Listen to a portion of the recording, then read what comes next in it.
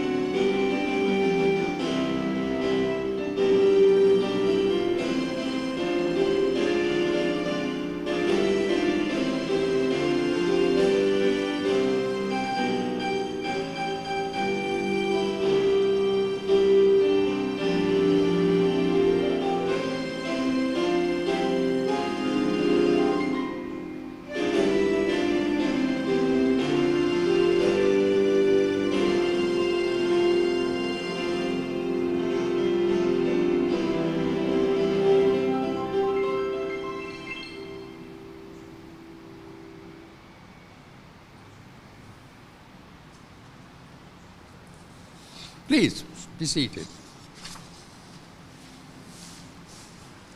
This evening it's a really great pleasure to greet all our honored guests. And from the amount of people present, I know that we have hundreds and maybe thousands more at different parts of the world, because this is the first time we will be exposing this wonderful occasion by using the technology of today. I nearly said technology of COVID, but it's more than that. This is the last home of Norman Washington Manley, our late national hero, and his wife Edna Manley, and Douglas Manley. And it is now what is hopefully becoming the Manley Center, the Manley Museum, to talk to the history of this family in the, shall we say, the way that this country has evolved. So let me put into context the annual award for excellence. Norman Manley died in 1969. His byword was excellence. At school, remember, he won the 100 yards at Champs in a record time that lasted for 40 years. 40 years. He won the Rhodes Scholarship. In the war, he earned medals for bravery fighting in World War I. At Oxford University, he studied and then passed subsequently the bar examinations. Further to this everlasting excellence of his vision and his performance in creating our democratic system, we are now an independent nation. Some say the father of Jamaica.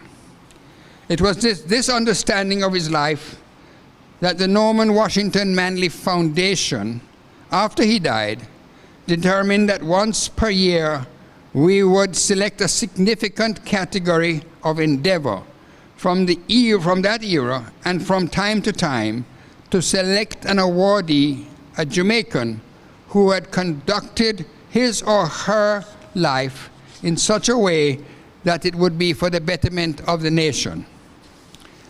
So tonight, with the excesses of our misuse of our environment, causing many adverse changes in our climate, affecting our natural safety, and that not only of ours, but of all the fellow species of life, that the choice of this category was made.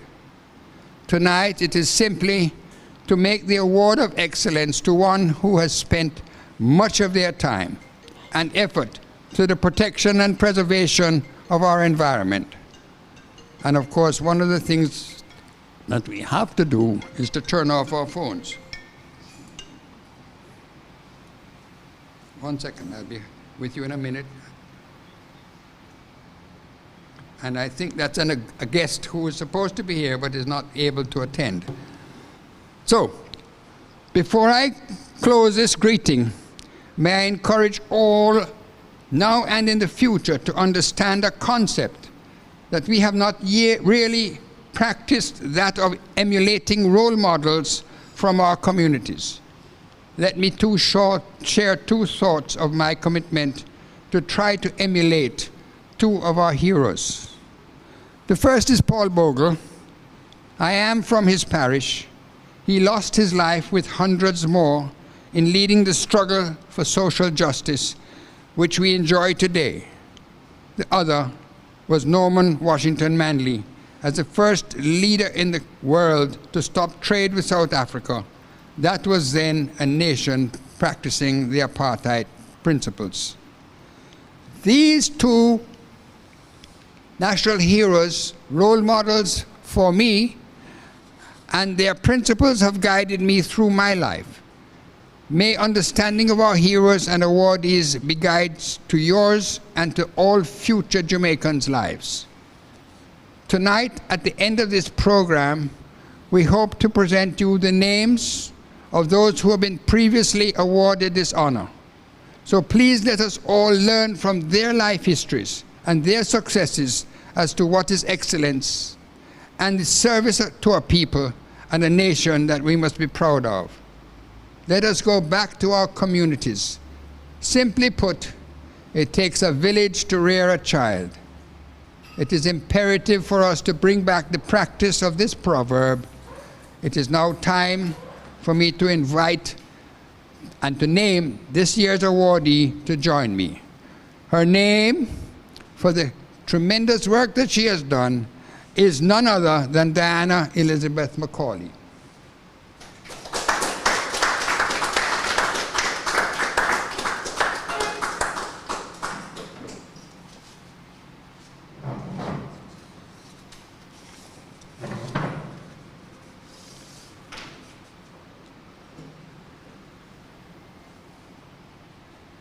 It is time for us to be able to visit the slides of her predecessors and people that we look forward to remembering for the rest of our lives.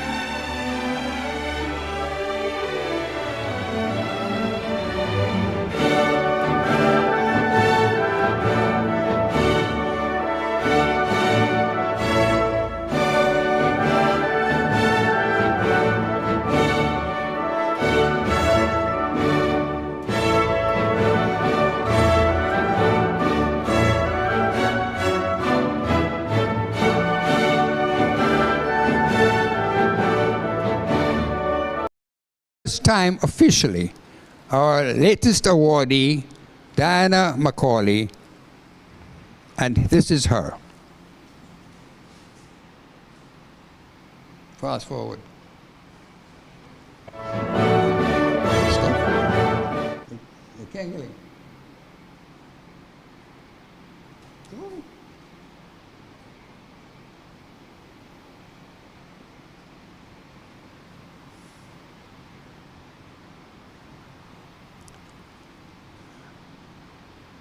Well, there's a beautiful picture of you that I saw before.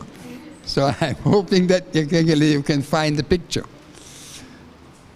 Are you having a problem?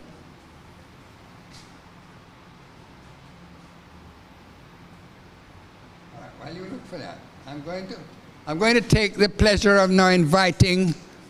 Oh, there she comes. Here she comes. You were there, but you weren't there. Just a really.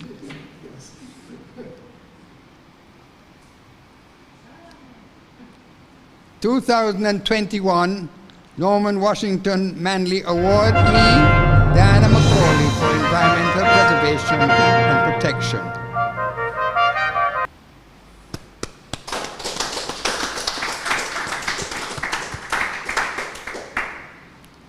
And now, to understand who this wonderful person is and the commitment that she has made to our country, and in fact more than just Jamaica, to the world, we now ask her successor, Dr.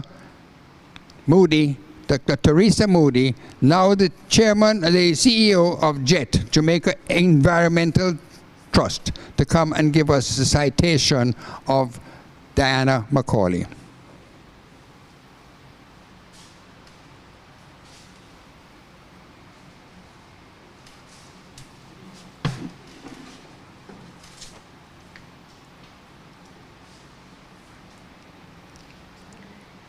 Good evening.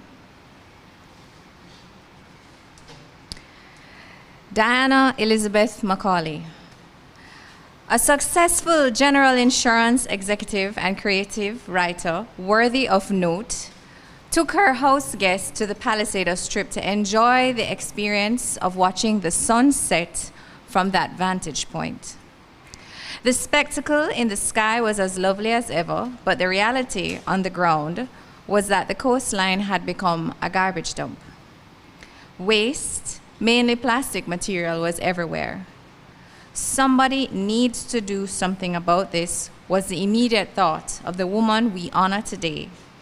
And while it took her a little longer to realize that she would play a leading role in protecting Jamaica's natural resources, she was already on the road to becoming a passionate advocate and activist on behalf of the environment. She took a major step in that direction in 1991.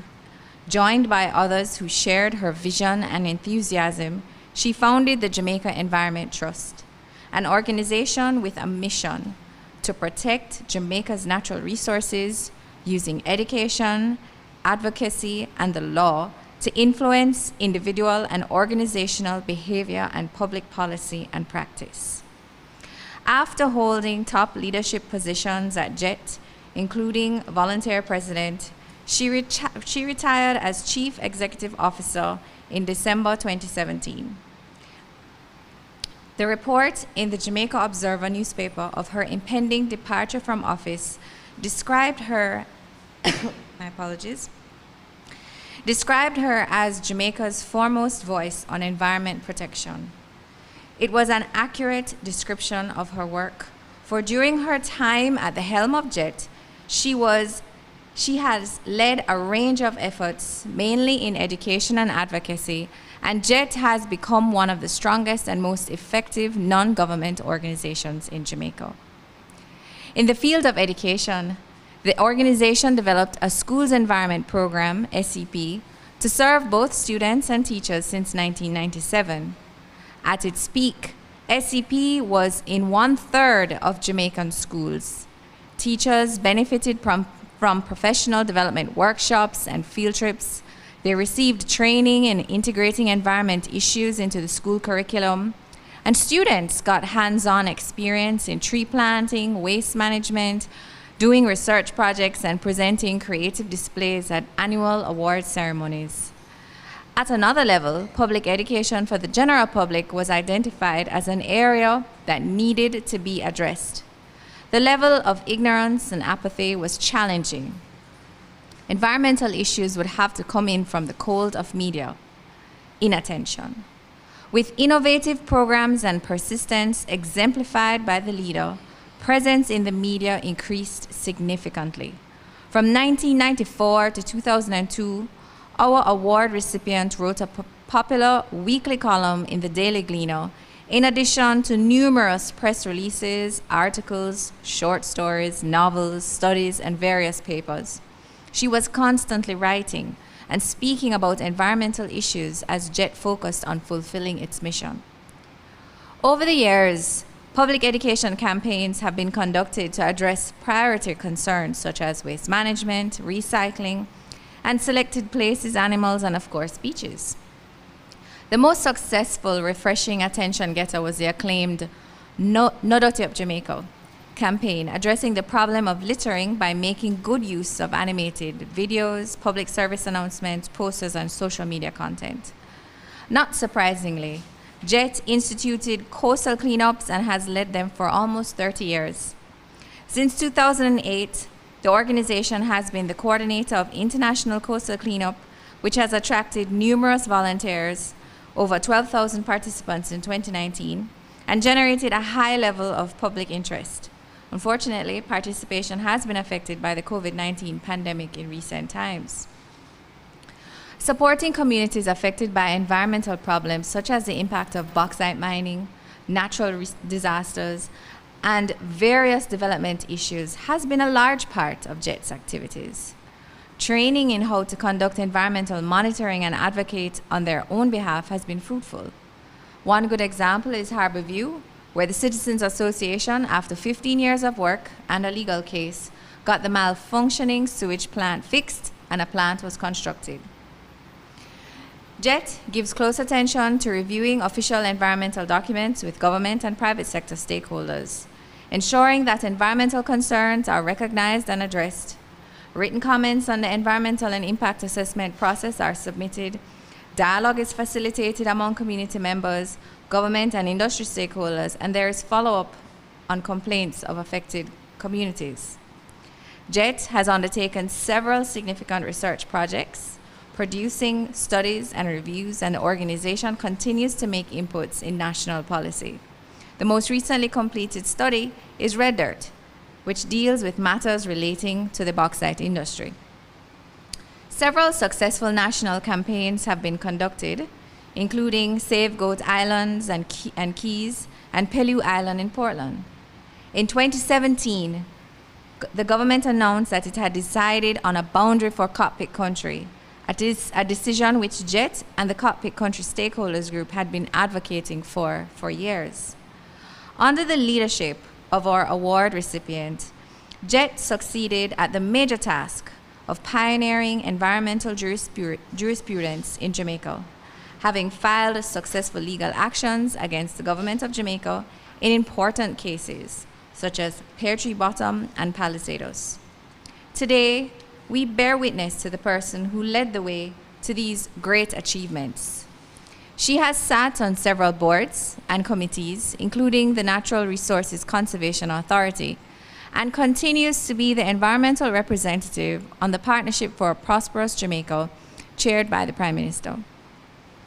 At the international level, among other undertakings, she contributed to the Intergovernmental Panel on Climate Change, which won the Nobel Peace Prize in 2007. Regionally, she was awarded the Ewan P. McFarlane Environmental Leadership Award for the Caribbean in 2006. In Jamaica, she received the Order of Distinction, Officer Class, in 2016, and the Bronze Musgrave Medal in 2009, as well as several other awards for her work as an environmentalist. She is a chartered insurer who had equipped herself with a BSc in Management Studies from the University of the West Indies and later a master's degree in Public Administration from the University of Washington, and eventually became an environmentalist. While fully committed to protecting the natural resources of our country, the multi-talented woman of substance also established herself as a published, award-winning writer with novels, short stories, and nonfiction works to her credit. She has applied all her skills, talents, and emotional intelligence to her work as an environmentalist, leading the team at the Jamaica Environment Trust into building a first-class organization and inspiring and motivating diverse sections of the Jamaican society to become environmentally aware and responsible. Her groundbreaking work at JET has been phenomenal, inspiring and equipping others with knowledge about caring for Jamaica's natural resources. At every step of the way, she has demonstrated her commitment to her homeland, Jamaica, and its advancement, pursuing the path of excellence in all her endeavors as manager, as writer, as leader, and as environmentalist, protecting the future for the next generation. For distinguished and devoted service to Jamaica in the field of environmental protection, for vision, for exemplary leadership and performance, and an unswerving commitment to the achievement of excellence, the Norman Washington Manley Foundation is pleased to present the Norman Washington Manley Foundation Award for Excellence to the distinguished environmental advocate and activist and award-winning writer, Diana Elizabeth Mcaulay.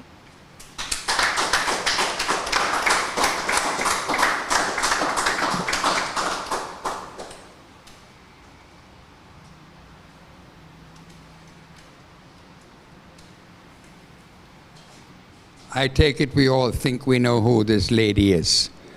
But just in case she forgets as to who she really is, we are now asking Norman Washington Manley's grandson, Joseph Manley, to present to her a copy of the citation so beautifully read by Dr. Moody.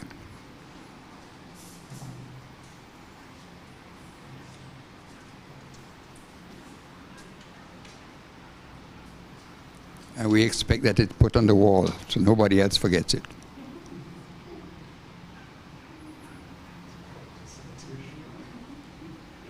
Okay. But don't sit down. There is another one. And the other one is, in fact, the Norman Washington Manley Award for Excellence.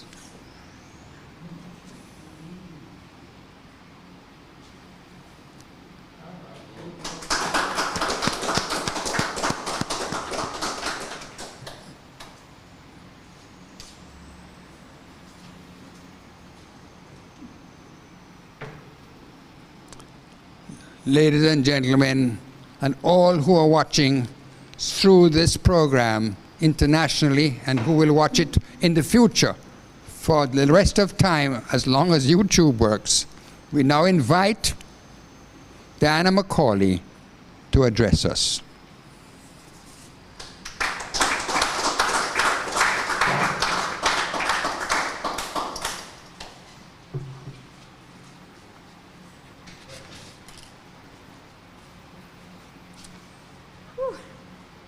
Good afternoon, everyone. I'm actually so much more comfortable with being cussed. Friends, fellow Jamaicans, all protocols observed. I'm usually not lost for words, but it's hard for me to express my thanks to the Norman Washington Manley Foundation for this stellar award. The news regarding which was delivered by your chairman under the old lignum vitae tree at my house, COVID requirements were observed. I assure you I've not always felt appreciated, so being here is truly special to me. I had a tough time deciding what to say this afternoon. I could give you my environmental crisis stump speech about the state of forests and rivers and the atmosphere, and certainly send you home thoroughly depressed.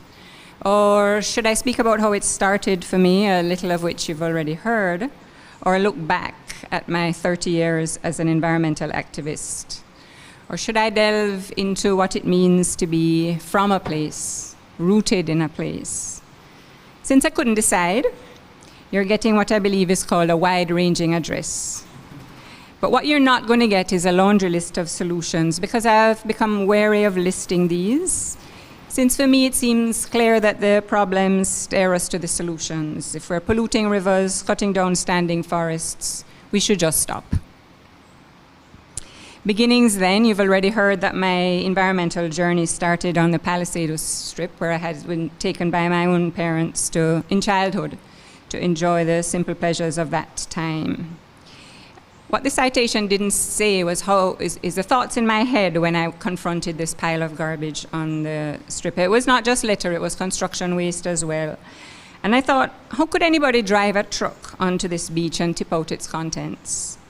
How could someone move to go there at all, perhaps with a lover or a family for a picnic of sorts, in some way appreciating the surf and the spray and the curve of the land and the Plum Point lighthouse in the distance and the setting sun?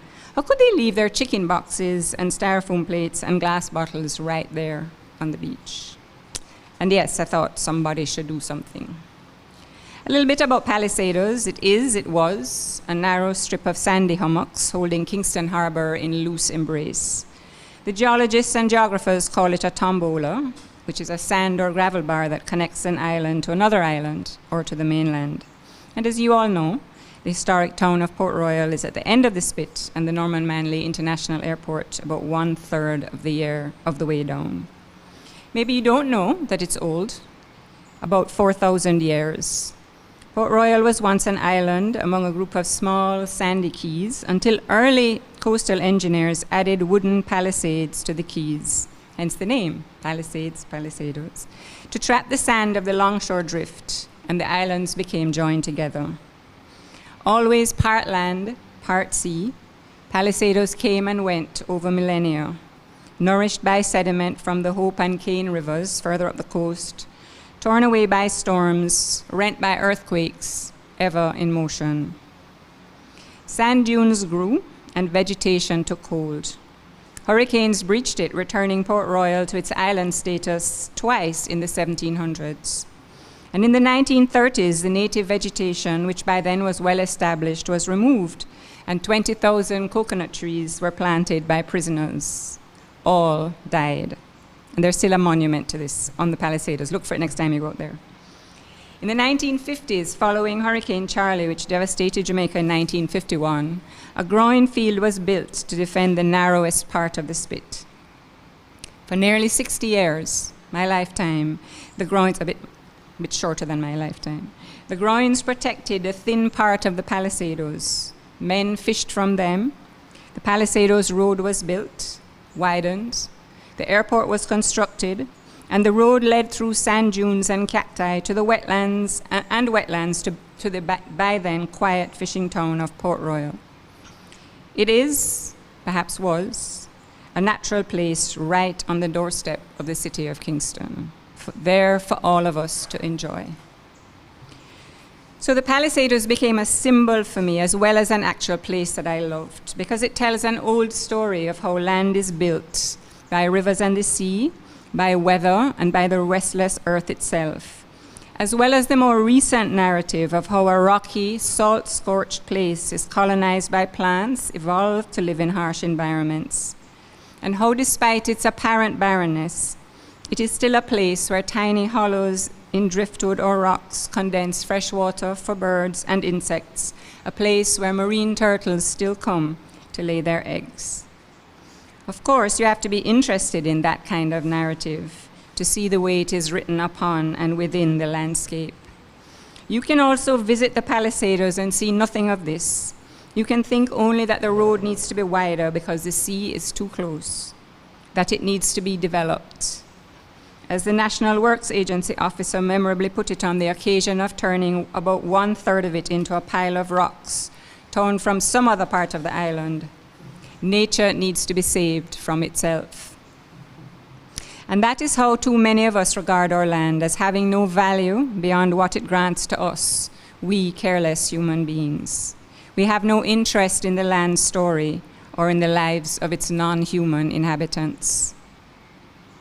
After the discovery that the Palisados had become a garbage dump, I started to read about the environment, which I have come to regard as an inexact term, a distancing description of what is no more or less than our one and only home. The more I read, the more concerned I became, and at the time, the environment was not on the national agenda. Then in about 1990, I saw a story on pollution in Kingston Harbour written by one Dr. O'Meara Silva, on secondment from the Pan American Health Organization to the Ministry of Health, and I went to meet with him. After we talked, I asked if he would take me in the field, so to speak, although his field was garbage dumps and sewage plants. That became my field too. I took a day's leave from my insurance job and went with him to visit places I, as a lifelong Kingstonian, had never seen, had never even thought about. The 3 Kingston sewage plants in various stages of dysfunction and the Riverton city dump. The Harbourview sewage treatment plant on the sea at the eastern end of the Palisados Strip was first. I stood on the beach looking at pools of raw sewage and the remains of a wrecked outfall pipe in the breakers of Big Sea. Untreated sewage flowed from the derelict plant onto the beach over algae-covered rocks into the sea. The site was bush and garbage, including used condoms and sanitary napkins. And there were families living under tarpaulins fastened to the old clarifiers. Land, sea, and people were fouled, degraded, and all I could think was, in what universe is this okay? We then went to the Western and Greenwich sewage plants, also in states of disrepair and inadequacy for the city, and then to Riverton. In 1990, when I first visited, I'd given no thought to where the bag of garbage I put at my gate ended up. It was a profound shock to confront Riverton's mound of stinking waste, being combed through by hundreds of people, including children. I stood there in my uptown clothes and sun hat, and tried not to wrinkle my nose at the smell of rotting meat and excrement and burning. I watched a boy in torn-up underpants wade into the scummy grey water of the Johanny River. He waved to me, and I took a photo of him, this child in polluted water, which would have made me instantly and seriously ill. His hands raised as if in celebration, and I used a blown-up version of that photo in my environmental talks, my We Must Do Something talks, which lay ahead. Dr. Silva took slide images of that day, and I invited friends and business colleagues to look at them, and we decided to form an environmental group. We weren't sure what we were going to do or what to call it, but we settled on the Jamaica Environment Trust, which had a snappy, although somewhat ungreen, acronym, JET. And I want to recognize those first 7 founder members, one of whom, my sister, Susie, is still on the JET board and here with me today. So I'm often asked, you saw some shocking things and you were upset by them, but what made you think you could act? I believe this is a mixture of personal attributes, a bias to action, because for me, acting is an antidote to despair, a tendency both to naivety and to outrage. But also it happened because after that field trip day, Dr. Silva said to me, Diana, Jamaica needs people like you. Now, this had never occurred to me. I had received and internalized the not Jamaican message sent to anyone who looks and speaks like me. And I knew I needed Jamaica, but I had never imagined that it could need me. So sometimes what I want to say is that one person's words can throw locked doors open wide for another. Dr. Silva died a few years ago, but I want to acknowledge and express gratitude for the way he changed my life. So JET was formed. What can I say about those 28 years of nonprofit life? I left my comfortable private sector job in 1998 and began the struggle to keep JET's doors opened and the phone answered, writing grant proposals, delivering projects, some with success, some without. The many, many people I worked with over the years, young and old. I wish I could talk about all of them now, but that would be a politician-length speech. Let me just say there were many who came before me who sounded warnings about the wanton damage we were doing, many who stood with me on filthy beaches and garbage dumps, in courtrooms and classrooms, even in the corridors of power, many who dried my tears, soothed my anger, told me not to give up, and I thank them all. In the early days, our board members were mostly young parents, and we decided that education was vital, as you've heard, and that people would only seem to protect what they understood. We began doing our education programs in schools, and I learned that environmental education, perhaps all education, is a necessary but insufficient condition for change. I think of it as foundational, but it is not the walls and roof of a structure that can deliver attitudinal or behavioral change. Education in schools has to be repeated year after year because every year there's a new cohort of children, wave after wave. And environmental problems were not created overnight. They arise over the long term and can only be fixed in the long term. Yet, JET School's Environment Program, which you've heard was once in a third of our schools, was always difficult to keep financed and is now without funding. One thing I took from my private sector life into the nonprofit sector was a determination to build a full-time cadre of staff members properly compensated with paid leave and other benefits. A desirable job, in other words. And we did that, more or less, although sometimes it came at a personal financial sacrifice from me. But again, this system, and yes, nonprofit life has a system too, pushes back against that model, and it is incredibly difficult to meet a payroll to cover so-called core costs. I cannot tell you how many times I heard that funding was approved to deliver teacher workshops, plant trees, provide experiences in nature for inner city children, but with no funding provided for staffing. So if we value the work done by civil society groups, we have to be prepared to fund the people who do the work, or all the good people who are moved to join that sector burn out and leave after a few years.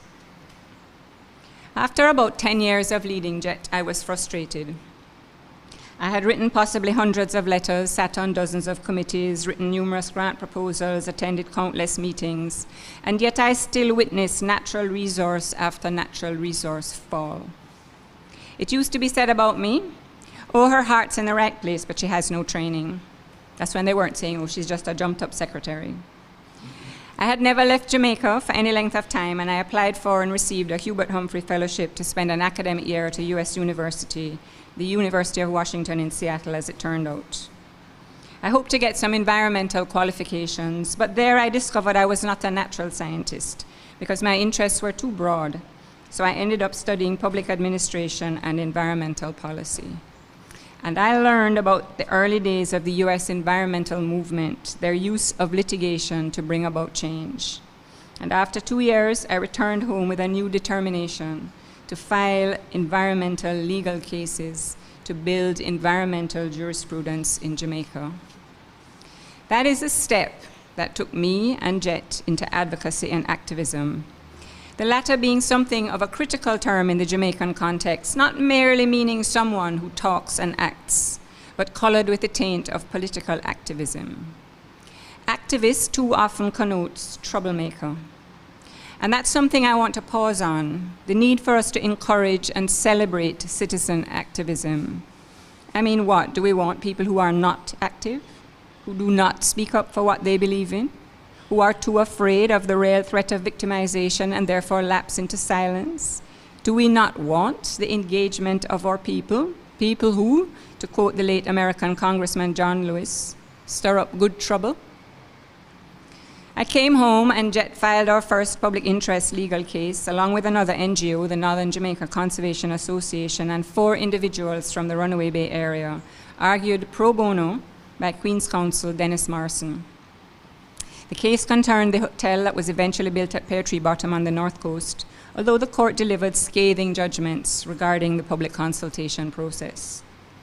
Now, this entire talk could be about that experience, and the other lawsuits we filed. You already heard we did get a new sewage plant for Harborview, which is now back to being poorly maintained.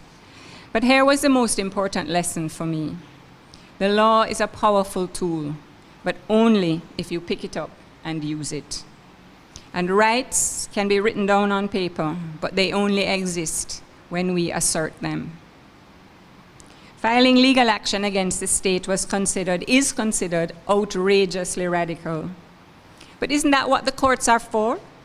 For our best minds to deliberate on complex questions, hear arguments on both sides of any issue, mediate disputes, and make judgments about best courses of action, not to be carved in stone, but to give us guidance until new information changes those judgments.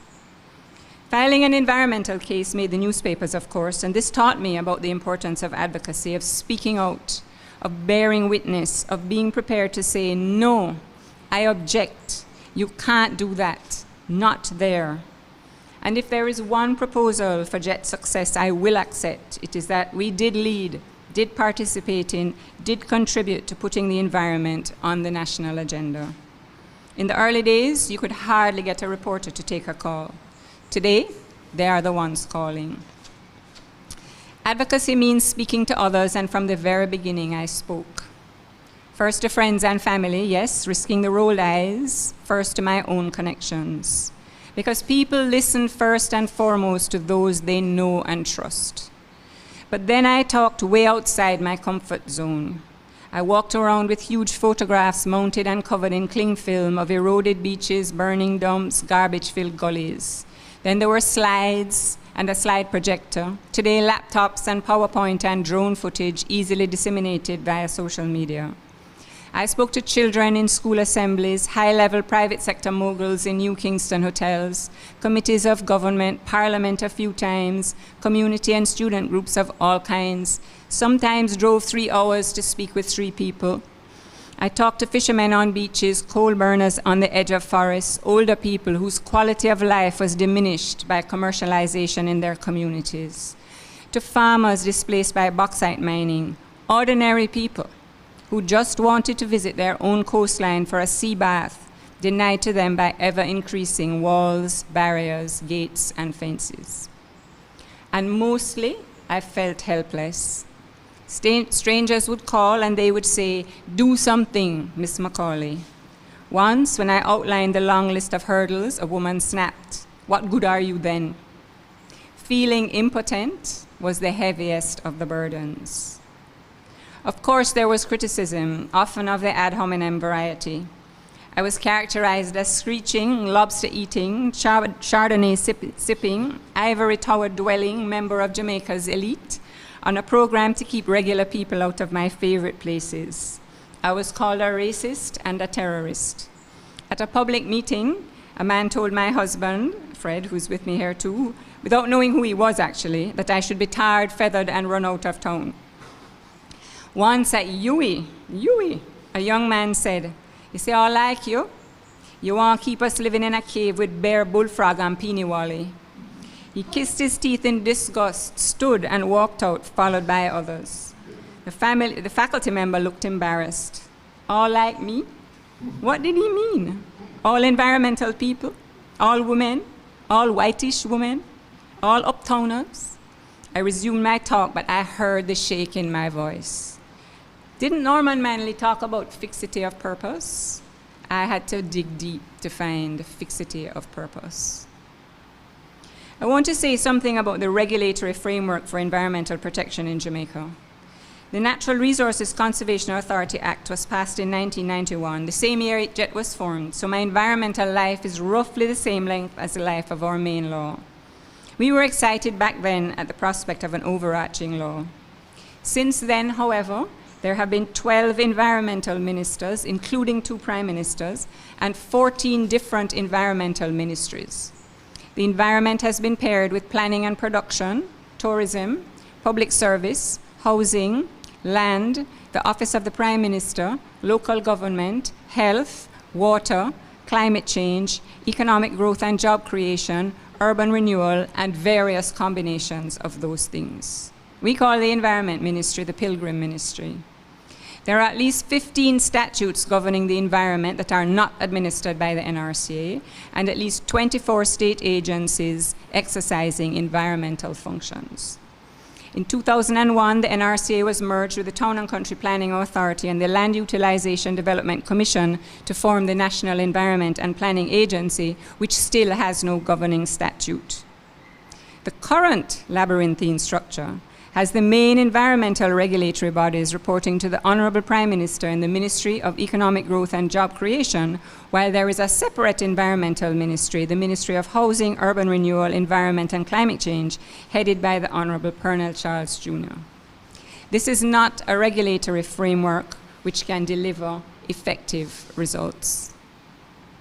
The many environmental ministers and other government officials often told me this: poverty is the main threat to the environment.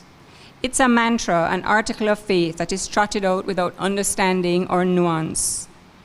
The belief is that only economic development can alleviate poverty. And unless that is done in pretty much the same way as it has always been done, which is to say, considering natural resources as of zero value, poor people will continue to cut down trees, burn coal, and overfish the reefs. But I say to you here, that affluence has a large or larger impact than poverty. To paraphrase a line from Stephanie Black's film Life and Debt, a man with a machete cannot compete with a man with a machine, and men with machines are blazing across our country, laying it to waste. See the Portland coastline right now. Once, in a meeting about coal burning in the Portland Bight Protected Area, the then environmental minister said, the poverty is the greatest threat to the environment thing. And it was pointed out to him that coal used to come out of the area on the back of a donkey, limited in scale, in other words. And now it came out on a flatbed truck. The man burning the kiln was still poor, but those buying it for use in beach parties at North Coast hotels were not. The coal found its way to pan-chicken men, not as poor as the coal burners, but all were making a living from destroying a protected area. That coal rippled up the economic hierarchy just like pollution in a food chain. We need to understand that we live in a society, not merely an economy, and a society is about our relationships to each other and to the place in which we live. When I talk about environmental protection, I am never talking to those on the margins of survival. I am clear if I am hungry and the only thing to eat was a sea turtle, I would eat it.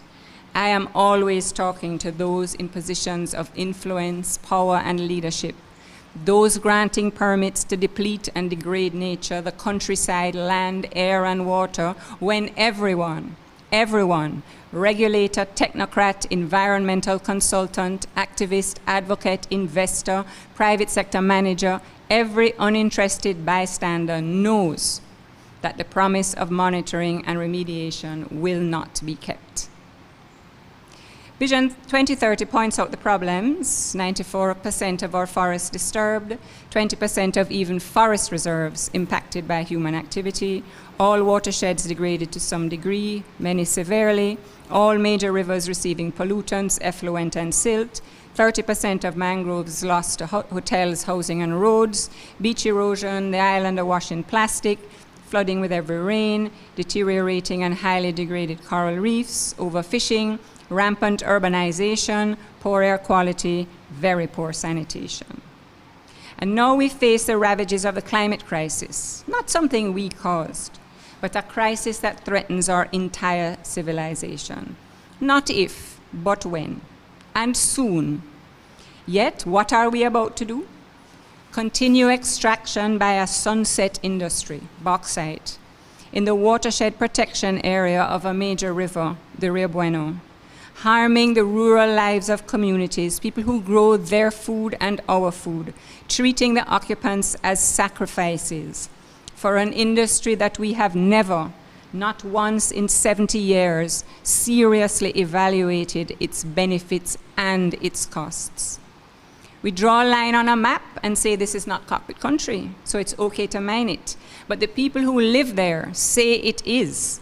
And the river, which is connected to the vast aquifer that supplies us with 40% of our freshwater needs, says it is.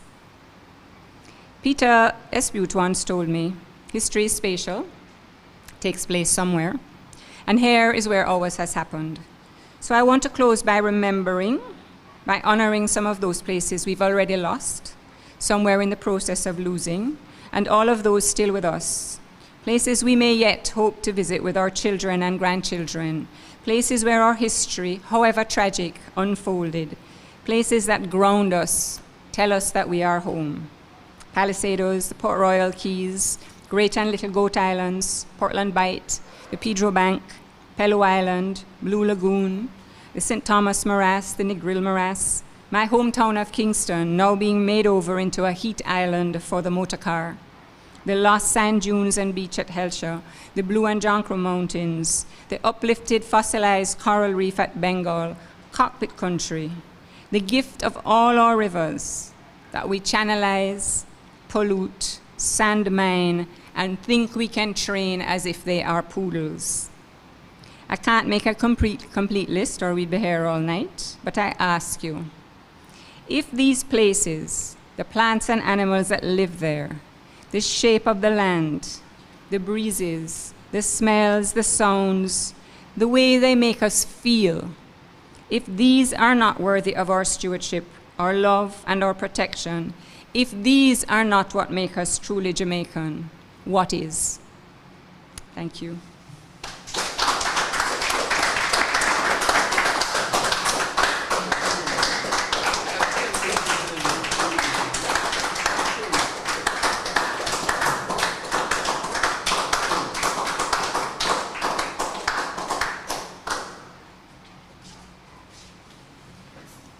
Some of us think we are too old to learn, but we've just been given an incredible lesson in the life and the action of this wonderful Norman Manley awardee.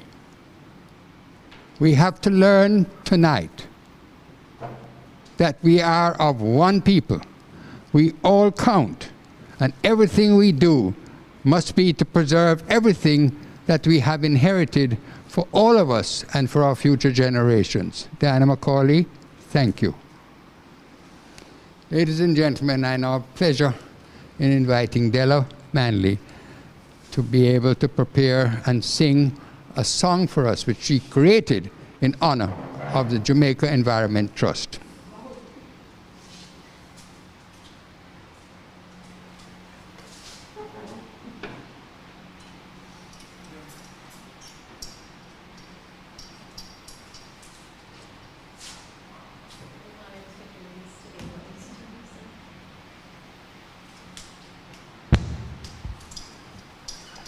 It's a great honor to do this, and I'm too emotional, and I'm so moved by your thing. But anyway.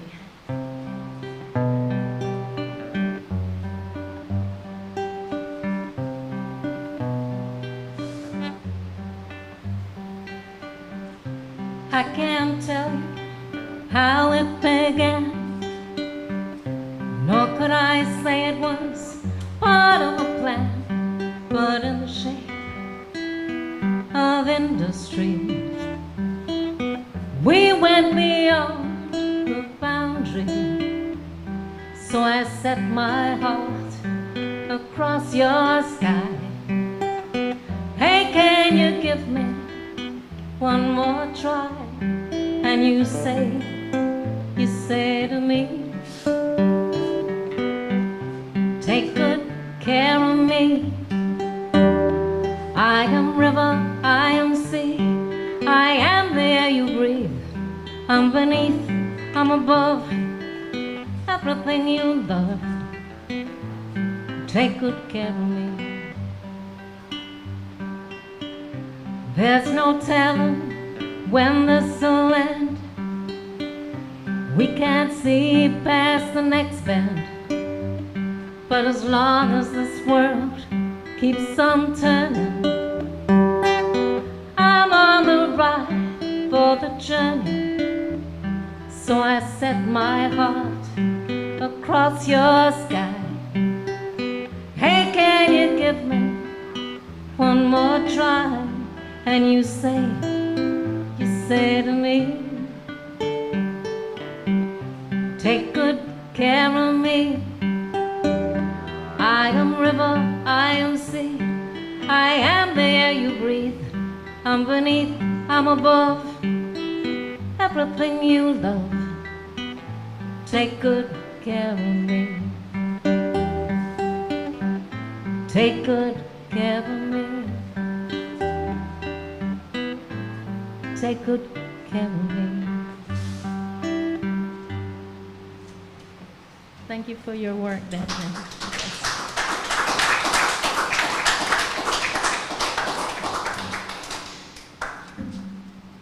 Thank you, Della. And may I say thank you all for being here, and for all those who have joined us internationally.